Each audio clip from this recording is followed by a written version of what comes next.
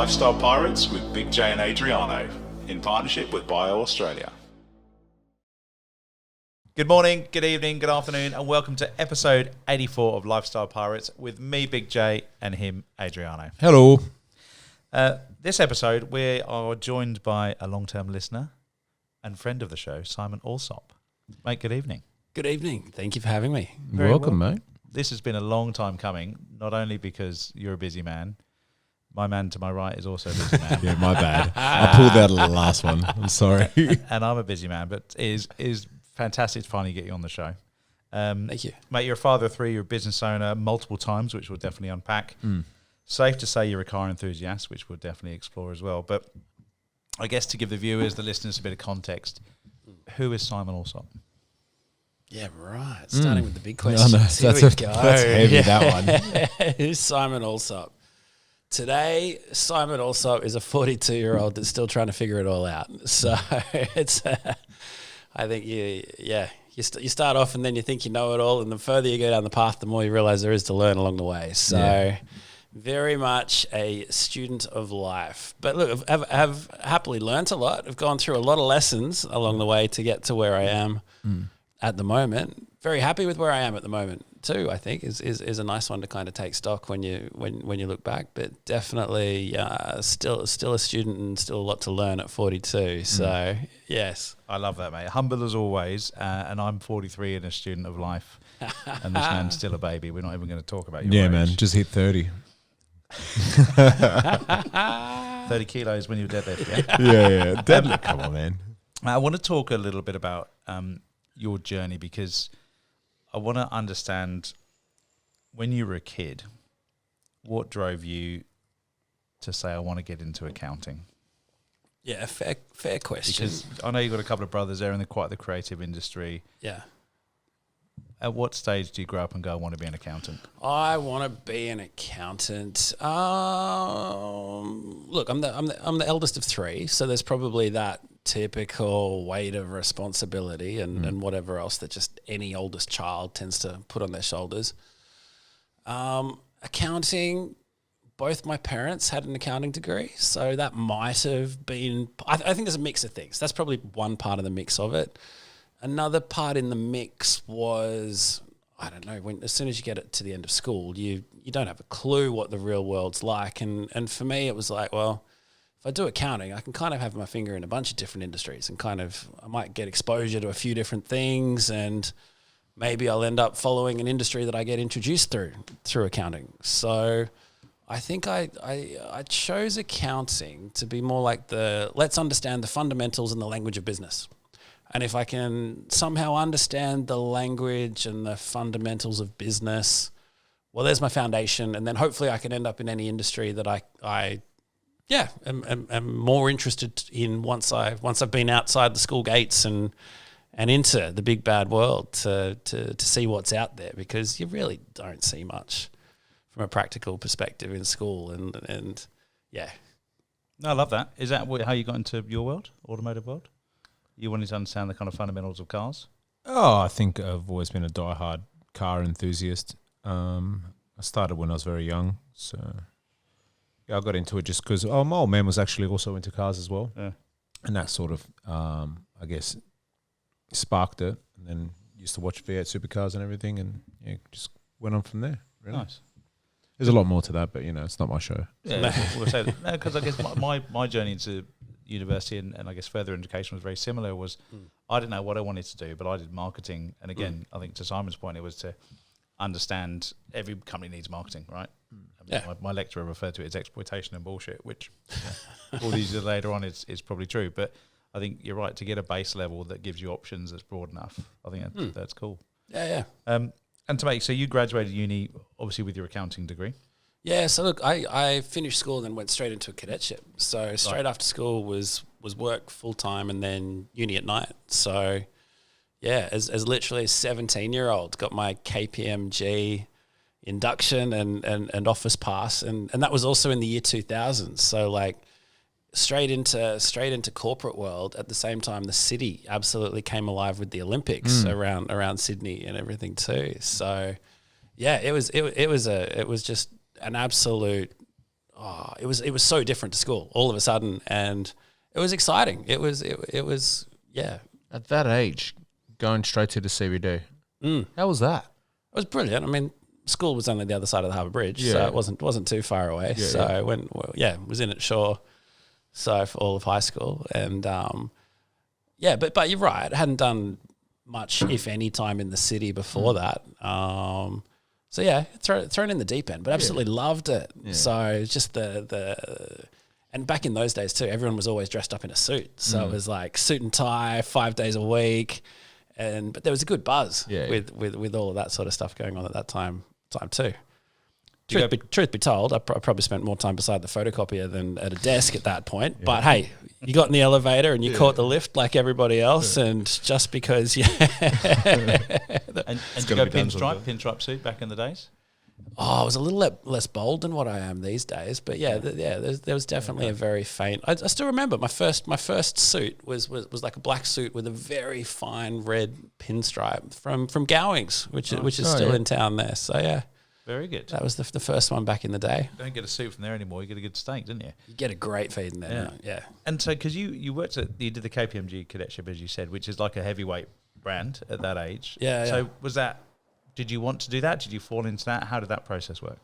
So obviously I did a bunch of interviews at the time. I thought a cadetship would be an interesting way to get started. I was kind of ready to start work at the end of school and get a bit of independence and all of this. Like I didn't work through high school, but worked in the holidays of high school to do little bits and pieces and save up for different things as you do as a kid and all that sort of stuff. So was ready to try and start doing something interesting and businessy. So was that part of the cadetship you had to do work experience, or you took that up on yourself? Just the work ethic that was kind of built in, I think. Yeah. So even that, any work through school was kind of like labouring on construction sites, because I'd done my little simple maths, and the best hourly rate was to do something that was a little bit uncomfortable rather than standing at a checkout or standing behind a bar or something like that. Got slightly better rates, cash in hand probably, and whatever else. So do the slightly uncomfortable things, and then that was a better return on your time as a youngster. So, but yeah, by the end of school, it was ready to do some work, and so did interviews at a few different accounting firms that did cadetships, and there was definitely the appeal of the big global brand, and to hunt that to, I guess, get the initial runs on the board with something corporate. Yeah, even though I didn't have much of a clue back then. So, but it was great start. And so you spent 6 years there. Yeah. So as a young man, you go through a lot of change there. Yeah. You would have seen a lot in your world, I guess, learning those fundamentals. What made you then post that go, I want to be an entrepreneur, I want to set up my own thing? What were some of those things that you learned or took away? Because I think when you're in a brand like that, it's a very safe place. It's perceived to be a very safe place. But what I've always admired about you is you are a risk taker. You do seek the harder path. So how was that journey, I guess, as someone that, how old were you then when you set up your first business? Yeah, it would have been like mid-20s. Yeah. So it's bullish, right? Pretty early, yeah. What was going through your mind? Was that, again, another thing from a parents, or were you surrounding yourself with people? No, it wasn't parents. If anything, it might have been people around. But I think it was definitely people around, but as much as people around, it's something just you feel yourself. And I think there was just a feeling of dissatisfaction that there's got to be more or something, or it's like got to give something a go. I think when you land inside a large corporate, it's not too difficult to just predict how your life's going to unfold. And you go like, okay, I'm sitting at a tiny little cubicle in the middle with all the other juniors. Slowly we'll get promoted and we'll get closer and closer to a window one day, and then maybe eventually, like if we hang in there till mid-30s, we'll get that little office in the corner with slightly better view and all of that. And like whilst that would be safe and good, it just didn't really appeal to me. So I'm like, okay, that's that, but that's kind of didn't excite me. So, and I think the thrill of an adventure excited me a whole lot more than a stable, clear path. So something where you were the master of your own destiny, but at the same time a massive weight of responsibility as well when you take that on. And I think it was like, do you want to take the heavier risk with the potential of reward? But it was definitely no straight line. So how do you prep yourself up for that sort of transition? yeah, it's a good call. So I think in the months leading up to the decision on whether to stay or go, had spoken to a few people, obviously not clients, because there's no one that was a client of KPMG that would would back a youngster into anything. But through other either social networks or friends of friends, teed up the first couple of jobs that was going to be enough to pay the rent, basically. And so made sure I had enough to pay the rent coming in. And then it was, once that was kind of locked in, then it was time to make the jump. Yeah. And who did you, we often hear, you're a product of who you surround yourself with.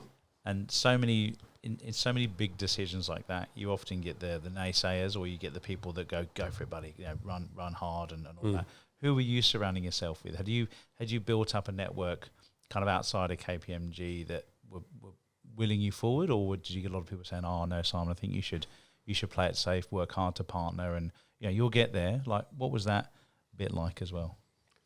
Yeah, it's a good question, actually. Trying to think back, 15 or more years now, because it would have been 2007, would have gone out on my own, and who was around me at that point in time? Because I think there would have been a small number of people who were business owners, and one of the things I remember talking with some of those older people who might have been like 10 years my senior, who were running their own businesses. The only regret that was common between all of them was, I wish I started younger. And so I was the young guy. I was 10 years younger than a couple of these guys that were saying all these things. And so I guess kind of hearing something like that was like, okay, let's not repeat the story that they had. Let's give this a crack and see what happens. Because as life goes on, there's more responsibilities. There's probably more heavier level commitments and all these sort of things. That you're more dependent on the larger salary that's coming in. At least leaving early in a corporate, like as soon as you qualified, salary's still not that big, so it's not much to replace. So how was your sales pitch in the beginning, and your product that you were selling, and how would you do it back then compared to like how would you do it now? Oh, that's a good call. I think I learned a lot of things along the way on how to do this. I mean, one of the things that was dissatisfying with the role at KPMG was that you only got to see the businesses once a year. And when you came in and saw the businesses once a year as an auditor, it was always a grudge purchase. Like they had to have you because it was part of the asset compliance or ASX requirements that your accounts get audited. So they're like, oh, grudge purchase, got to be done. And I remember it. One of my first clients was Rural Press, and so as a youngster, it was our little team that got sent off to Dubbo, to Tamworth, their head office was in North Richmond, but you got sent around to all these little rural sites that had the newspapers, and then you'd be sitting in the lunchroom of whatever the local newspaper was. So I specifically remember like The Land and all these other publications from rural New South Wales. You used to go around and you'd do the checks, and look, they were lovely enough, but you could tell it was kind of like grudge purchase. You're like, okay, here's the reports, check this. You'd ask questions. As a youngster, the questions probably weren't that great in retrospect. But anyway, you'd do what you needed to do to tick off the audit checklist and get things where they needed to be. But part of the frustration in that was like you'd come across stuff and you're like, oh, I noticed this isn't quite right, or this needs attention. And they were like, oh yeah, that was a problem 2 months ago. We fixed it now.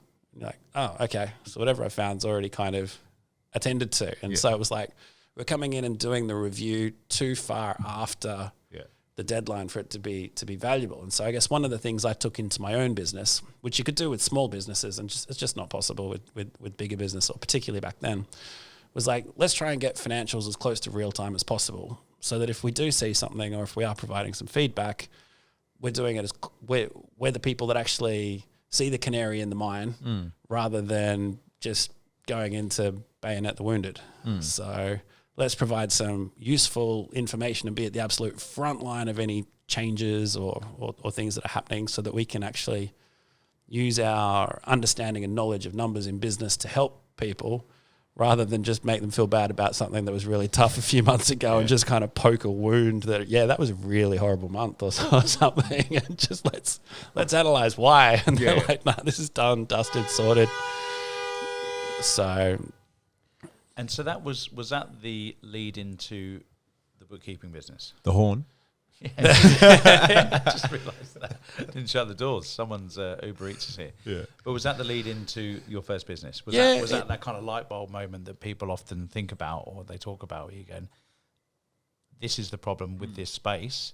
If I could revolutionise it by doing this, that's it was part of it. There were a whole bunch of things that all came together at once. And like I think one of my lessons along the way is like you'll feel uncomfortable if you're in a situation that you're not meant to be in at that point in time. If the values aren't aligned or whatever it is, you'll feel uncomfortable in that. And so that's your kind of gut to move on to something, the next thing, or hunt for it even if you don't know what it is.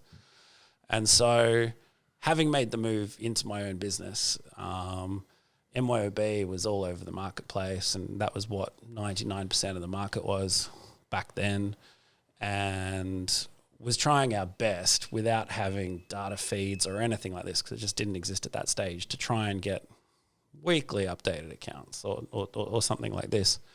And funnily enough, it was at a Porsche Club event back in the day that I was just standing on the sidelines with some guy who was part of a payroll solution that plugged into this program called Xero.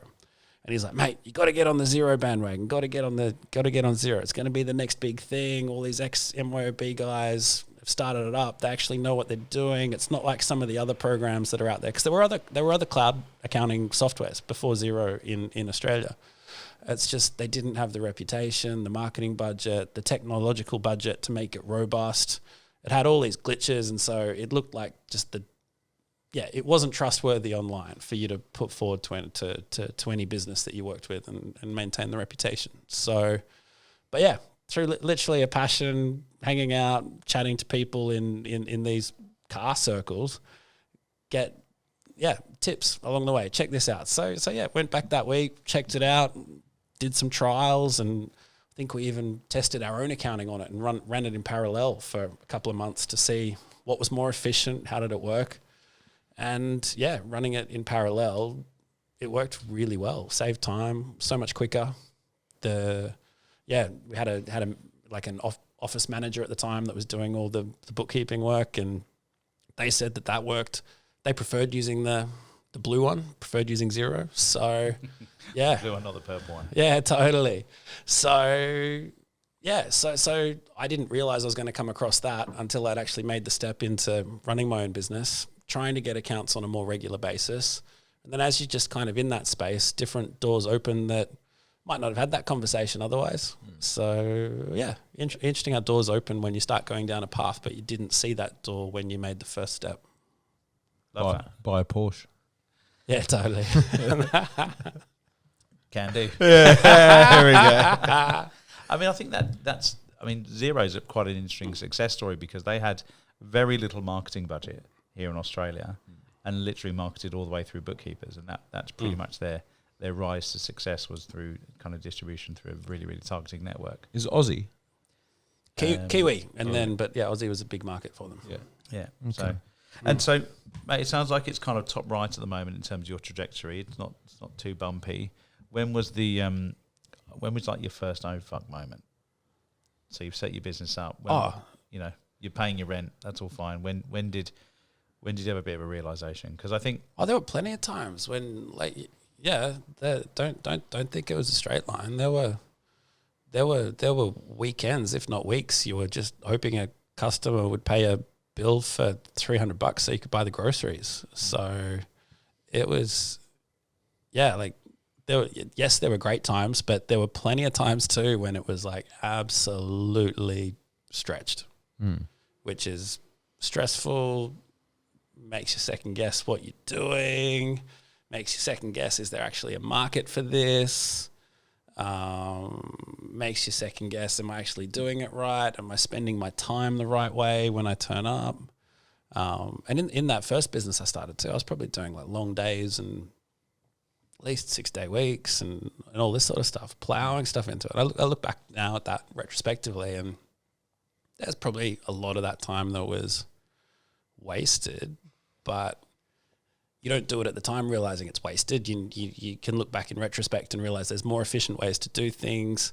There are better ways you could spend your time. You got to go down a few dead ends to know they're dead ends. So a waste of time process-wise, you mean? Yeah, process-wise or just inefficient uses of your time. So I think one of the things I'm most careful about now running the latest business that I've got is just how I spend my time. I'm so precious with it. Yeah. So yeah, I'm so good at saying no now. Yeah. Oh, you want to come to this event? No. Yeah. Do you want to do something that's outside? That's a skill to have. Do you want to do something that's outside of your lane, even though you can make some more? No. Yeah. I just want to do what's in the lane. Yeah. Just want to do what I know my team does really, really, really well. If it's a little bit outside, nah, we're good. Yeah. I'll find someone for you. Got a big enough network to find someone for you that does it really well, but no, it's not in the niche. Yeah. So how long did that take to get that skill? Oh, it took me a long time. Yeah. So I wish I got that skill sooner, but particularly with so that first business, built it up, sold it eventually, and then it's this second business, which I guess some people have said like, look, probably because you're not as financially tight as what you were in the first business, you can be more picky with what you are. But I'm running it the same way. Like I haven't overly funded it or anything like that. The business has got to be profitable, because that's ultimately how I view it as an accountant. That's my scorecard. Yeah. How's the business going? Like Yeah. if you're in my traditional accounting perspective of the world, your business, your accounts are your scorecard. And I'm not overly modern, and like there are plenty of businesses out there that are successful but not making a profit. Like everyone will quote the social media platforms and all these sort of things, making huge losses, but they're great businesses and all that. I'm a bit of a traditionalist, where it's like I love to see the numbers, see the accounts, and if the accounts are really clean and healthy, that's like my personal mark of success in the scorecard in the business. So it makes total sense for an accounting perspective for that to be a scorecard. Yeah, I thought that's how we've rated all businesses. Well, I don't know. There's a lot of modern ones out there that haven't made a dollar but have got huge valuations. So, I mean, That maybe sounds sus. Well, I mean, maybe can you share what that means? So I guess for people that don't know that.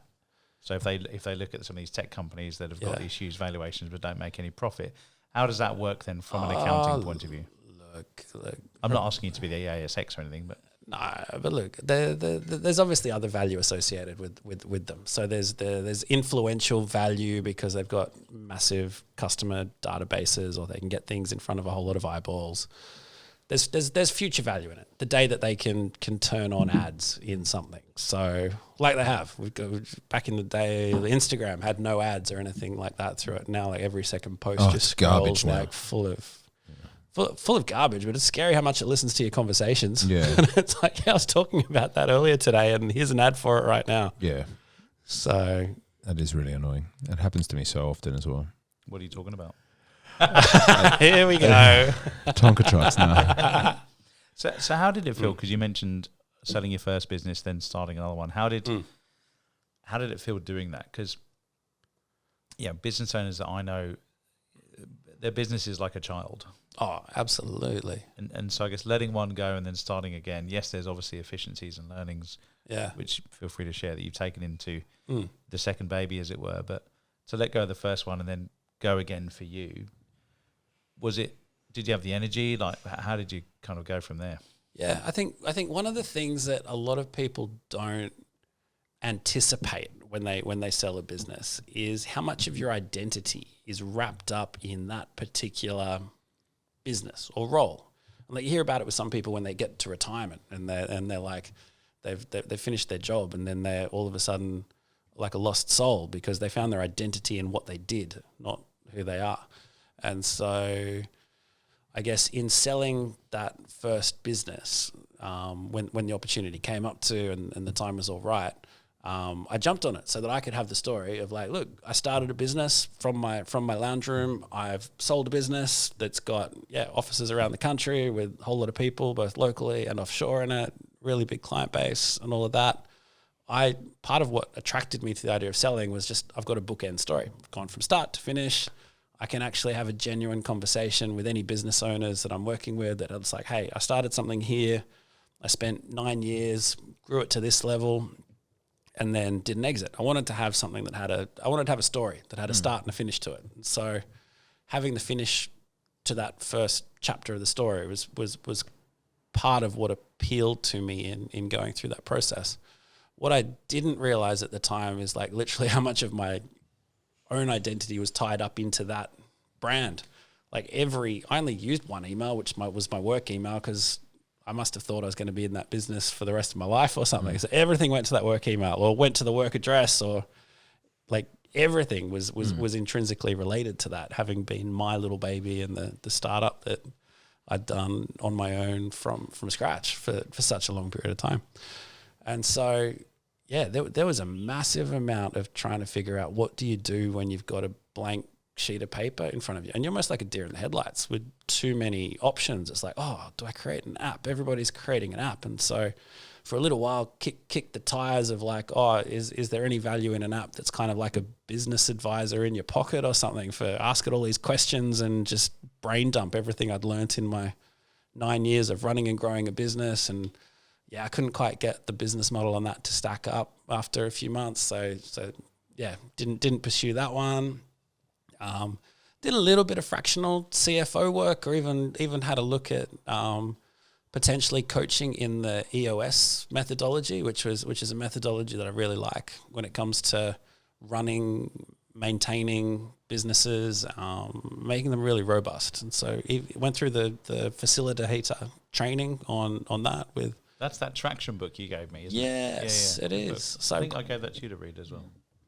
Yeah, but great bunch of people behind it here in Australia, and a really good, solid methodology for businesses that are just looking for like what structure and systems should we have in place to keep people accountable and make sure we keep growing. So tested that, but then again, whether it was with the fractional CFO work or even that consulting work, it was really hard to be in a role that you're effectively exchanging time for money, because then it's always going to be capped. And so it's like, I've got to find something with leverage once again. And so being in that thing where it's ultimately a time for money was never going to be fully satisfying, because I just couldn't get that leverage piece out. So yeah, after kicking the tires and doing those things adequately, that kind of kept my hand in the game, at least kept me connected with enough people around without doing anything that was in the same industry as the business I sold. And then the opportunity arose to get cracking with like a version 2 a few years later, which is what I'm running now. You mentioned earlier on about kind of wasting time early in your business life. How valuable, again on reflection, was that couple of years off effectively from the bookkeeping space to revisit what you wanted to do, to kind of get your fire lit again, to understand what turned you on? To your point, if you're exchanging money for time, what's going to get me excited about it? Because anybody can go and do a desk job or whatever. Are you grateful for that little experiment? Yeah, I think there were definitely two things at play during that period in time. There was the ability to, for the first time ever, I had time to sit and think and ponder and this, but equally had a really good, by that point in time, had actually built up a really good circle of friends, which I hadn't had previously. And almost all of those were business owners. And so, or had, great experience inside business. So I had actually, by chance or just by natural attraction, ended up with a fantastic tight group of really close friends that we could just talk business about, and have people would understand the sort of things we go through, or the sort of crazy situations we find ourselves in, on like, shit, got to find $100,000 by Friday for payroll or whatever else, which to the average person on the street, they just like, they just get paid. Like, you just get paid, and money just appears when you're an employee, and it's like, fuck, gotta find solutions to things that, and we do. There's ways, and the like, but the sorts of challenges, stress, and pressure you face as a business owner are different to those that people face in corporate. And I've got no doubt that there's heavy levels of stress in corporate and all too, but it's like if you're going to have someone who understands you going through those things, it's so much easier when it's like, yeah, I had to do a similar thing like 6 months ago. Here's how I got through it. And it just gives you that reassurance when you hear other friends and that can talk openly on their journey and the stuff. Because no successful journey is a straight line. No. Well, hence the name of this show. Yeah. That's what it's all about. Life isn't binary. And so you've set up iKeep, which is your business now, and I'm sure have taken all your learnings from the first business into this one, and that's going great guns. I want to talk a little bit about, and it was a kind of throwaway comment, but for those that they know you love a Porsche. Yeah. Obviously, you're sitting next to an Italian here. Why Porsche? Because I couldn't afford the mechanic bills of owning a Ferrari. I need a car that once you've purchased it, it's like really cheap cost of ownership, and it's delivered really well on that for me. So it's like once you've got it, I think, yeah, it's like $800 a year. They just change the oil and the thing just goes once you've got it. Is that real? Yeah. I don't believe that. Dying to jump in. My question actually, 7 years of free maintenance, by the way, of a new Ferrari, if anyone's interested. My question actually was around the power of network. So again, it was a throwaway comment. It was at a Porsche event, but how important have networks been to your journey? And I'm actually a big believer of going to networks that are, maybe slightly out of your reach to again hang around those people that you're going to get those elevated points of view and the different points of view, that again share your love of cars or watches or wine or what have you. So how important has that been? Because part of your journey is Bull Rush Rally, and I'm assuming that was a kind of segue from one of these catch-ups. Yeah, that's absolutely, yeah. Because I mean, having those car circles absolutely allowed me to punch above my weight, to be totally frank, and get in front of people that 100 phone calls or emails would never get their attention. Yet you turn up to a car event on a weekend or something, obviously pitched at the appropriate level of car for guys that are business owners with a fair bit going on, or people that have done an exit or this sort of thing. If you in front of those sort of people and you can just have a casual conversation, not pitch anything, but just have a conversation about mutual interests, build a relationship, and you do it for the relationship first. I mean, so many of these people have fascinating stories, are really entertaining.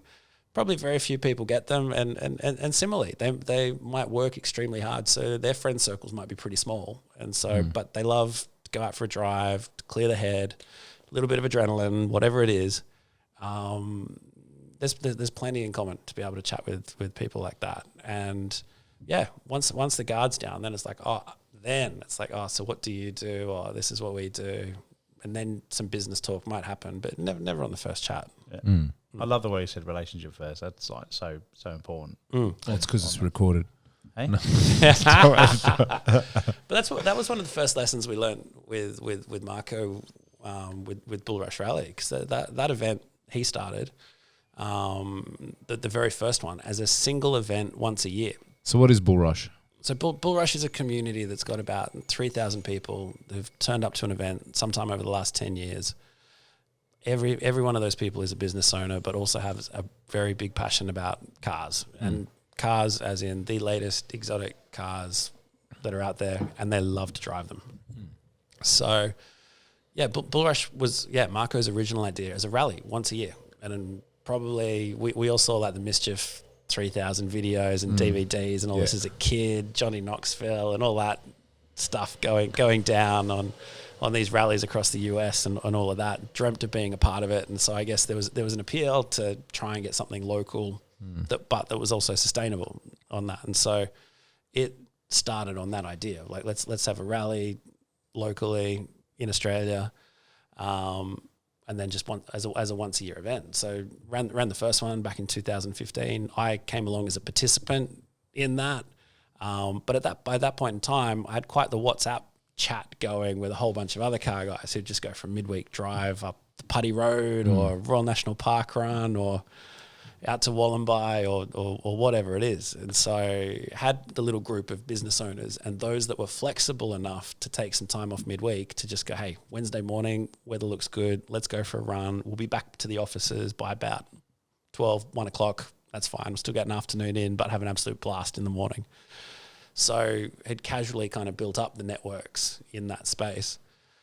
So we did the first rally in 2015 and then did absolutely nothing until there was a second rally around the same time of October, 12 months later. And like there was such camaraderie, such good friendships, such good banter, and just so much fun getting all these people in a room together. It's like far out. We've got to find a way to keep this alive. And so initially when the business was birthed, we thought it was about getting the coolest cars together and having a big show and spectacle. And it was probably by the time we got to the second year, you realize actually there's a lot more power and enjoyment in running a community than there is in running an event. And like there are so many lifelong friendships and best mates and all this that have been created through people meeting each other, turning up at these events. And then I'm not saying the cars are secondary, but it's the initial icebreaker that gets everybody together. It's common ground. So yeah, so that's why I guess Bull Rush Rally evolved from a once a year event into something that does something almost every month. So yeah, it was learning. So what another one of those experiences of like you start something thinking it's one thing, but then once you get there, you realize there's actually other doors to open along the way. So you got to be open to it. It seems to be quite an event now that you guys do. Is it once a year where you do that big, massive one? Yeah, once a year in October, every year. So this is our 10th, coming up to our 10th year this year. So going Sydney to Melbourne, taking off in the middle of October. Looks wild. Oh, it's going to be huge. I mean, the baseline is like we've got to shut down an airport.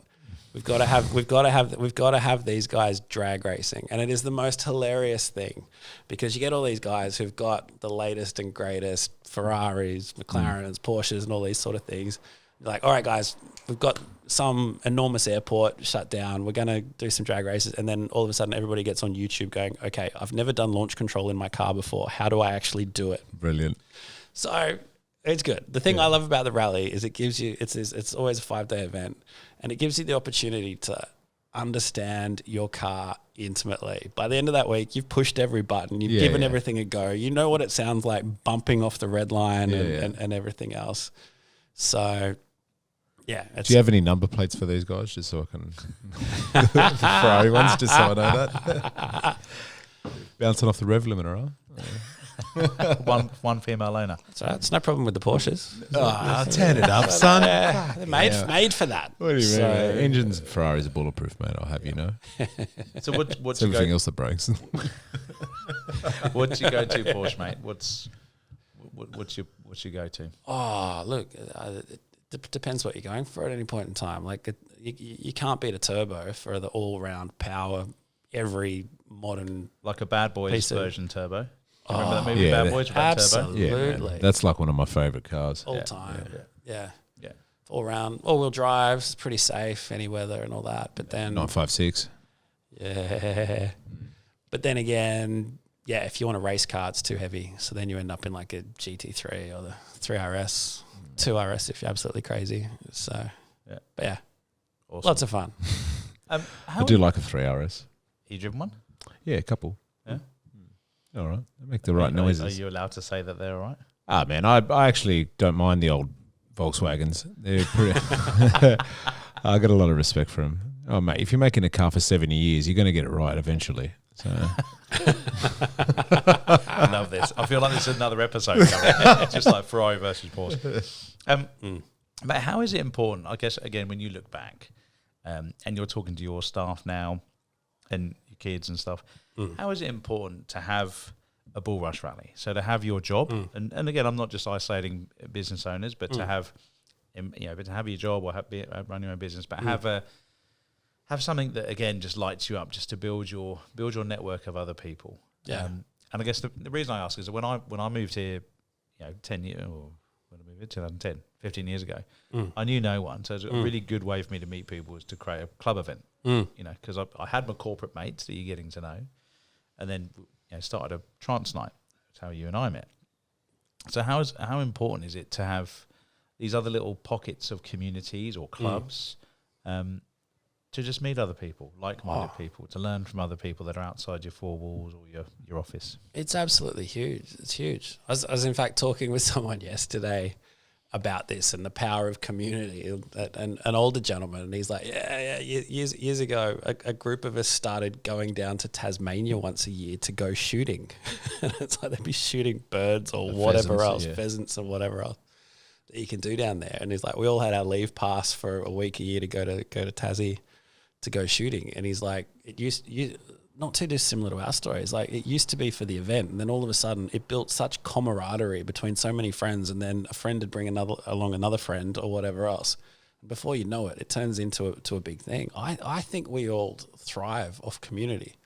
And they're like, again, repeating what we experienced. And it's like, it's not actually about the event. The event's the icebreaker. And it's the people and the connections, the conversations, and everything that kind of comes off that creates the value. I think everybody's hungry for it one way or another. And so I think everybody likes to identify with a group or a community one way or another. And so I think it's a real key thing. If you're going to start up fresh in a new location, a new city or something, of course, the first thing you do is try and find people with similar interests and get amongst it.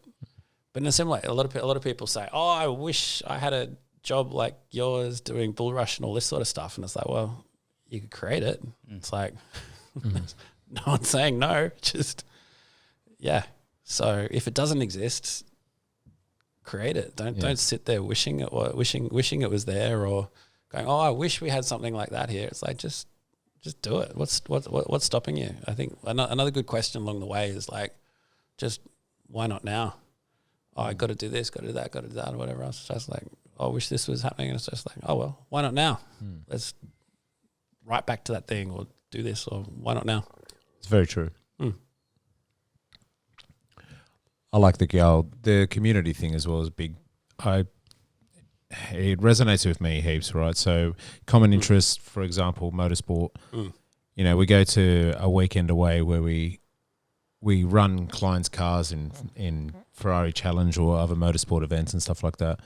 And it's a big buzz doing that sort of thing, right? Yeah. But an even bigger buzz is, having a team of 50 or 60 people, and then we all have common interests. We're all there, we do the job, and then we all, break bread at the end, have huge. A drink, and then that community has spawned friendships already that are massive, right? Nice. So one of my mechanics that does work for me, who runs the season-leading car at the moment, we just started talking. I go, "Mate, you got a competition license?" He's like, "Yeah." And I go, "All right, do you want to race with me this weekend?" He's like, "Yeah, fucking oath." So then came along with me, and then, he's also racing with me this weekend at the Sydney 300. So, nice. Yeah, I think community is a massive thing. And yeah, I've never really thought about it any more than what you've just said then. So, or at all, other than you mentioning that then, it's like, yeah, it really hits me. I agree. Oh, mate, you've got a massive community from what I saw the other That's what she said. Jesus. No, but you got a huge community of that. I mean, with what you do at MC Corsa, it's and with the challenge series, there's actually communities within the communities. Yeah, it's cool. You've got the driver community, you got the coaches community, you got the mechanics community. Then they're all in the other community. Like there's a lot of moving parts there. Yeah, I love it. It's good. Where's your community? I've got a few. Yeah. I've got a few. Yeah, mate, you're the networker, mate. You got a million anywhere communities. in Sydney. Yeah. They know his name. Wherever. Anyway, so what would you say to someone starting out now, whether it be a business, whether it be graduating from uni, graduating from school? Not a lot of people are choosing not to further their education now, just going straight into the office or straight into work. What are some of the things that you'd say, hey, make sure you do this? Make sure you do. Like if you were talking to yourself just before you started your cadetship. Yeah, right. I think it's different because cadetship was going into to a corporate job. to a corporate role. And I think the bits of advice would be different to someone going into a corporate role versus starting your own business. I think I'm all for corporate if it's got a culture that aligns with yours, so that you don't come home hating yourself at the end of the day if it's not your culture.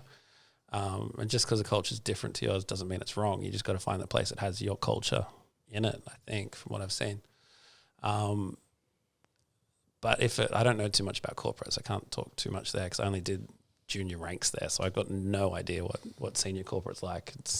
It sounds tough from the little bits I've heard from mates and friends that are in it. But a whole different ballgame of games and all that sort of strategy and all this sort of stuff. So, but if it was someone starting up a business, what would I say to them? I'd be like, I think the first thing you do is you got to test the market. You got to make sure that there's an actual market there for what you're selling or what you're going to do. So you need to somehow figure out how to dip your toe in the water. Maybe you've got your job and then you're just starting something on the side to just test the market and see what the reaction is to giving something a go.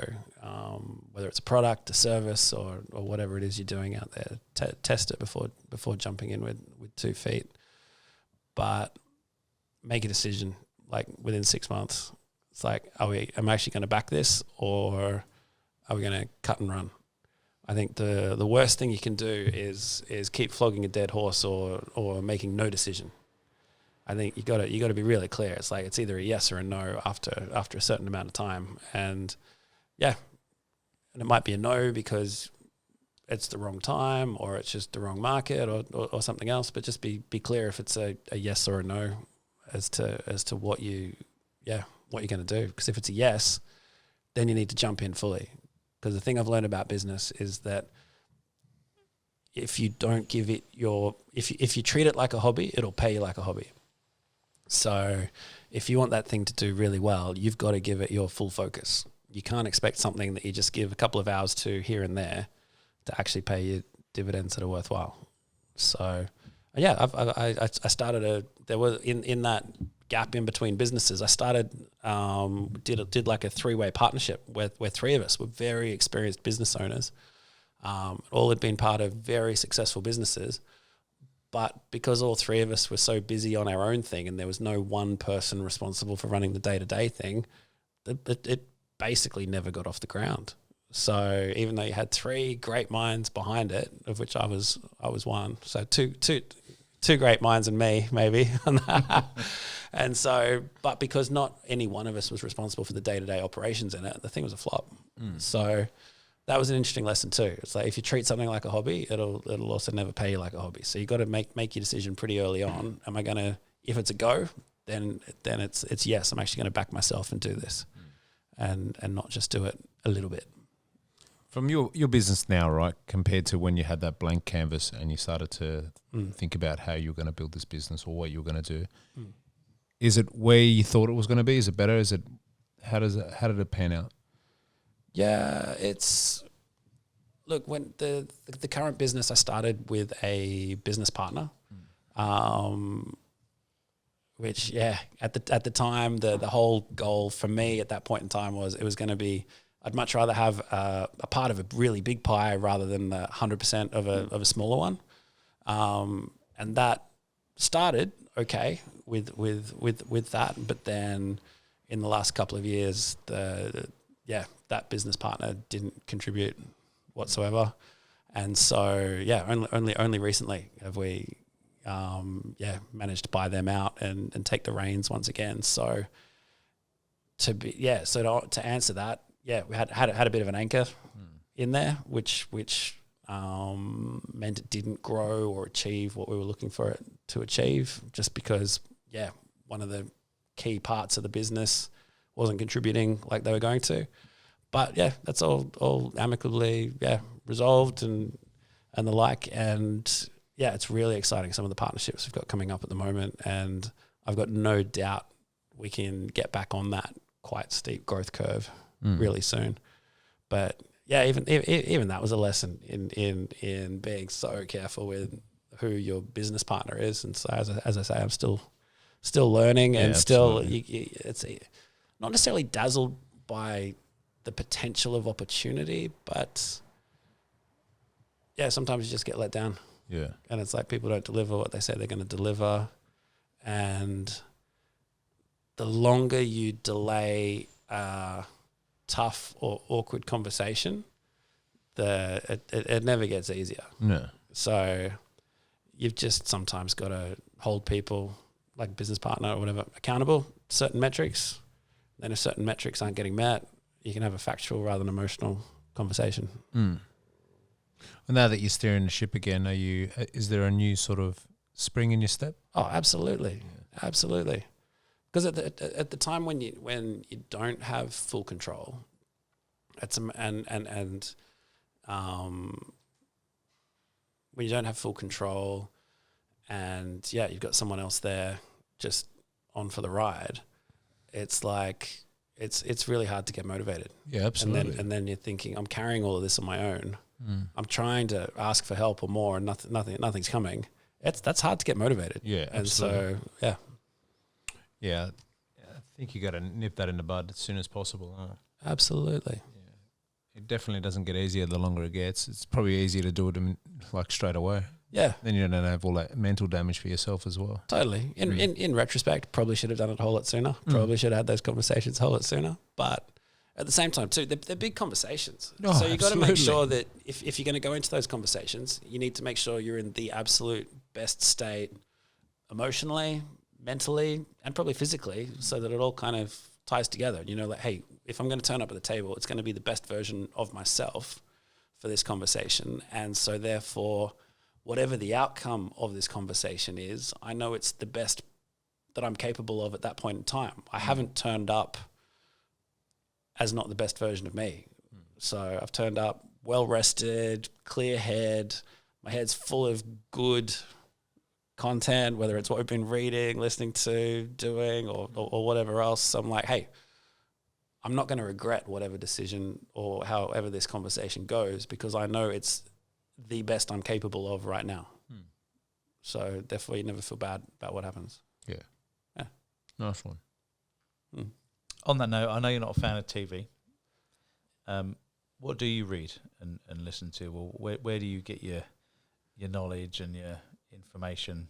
Yeah, a lot of just recommendations on what people have been reading or seeing. Loving like the 10x is greater than 2x by Dan Sullivan at the moment, or even today was back flicking through some of the EOS books, just looking just for some tips on the operational side of the business side of things. But yeah, I love the Dan Sullivan side of things, so the who not how and all of this. It inspires you to think bigger, and it's like the premise of that book is basically if you're going to do just a 10% increase year on year, it's like it's boring. You can easily just go, we'll just put a slight price increase, cut some costs. It's boring.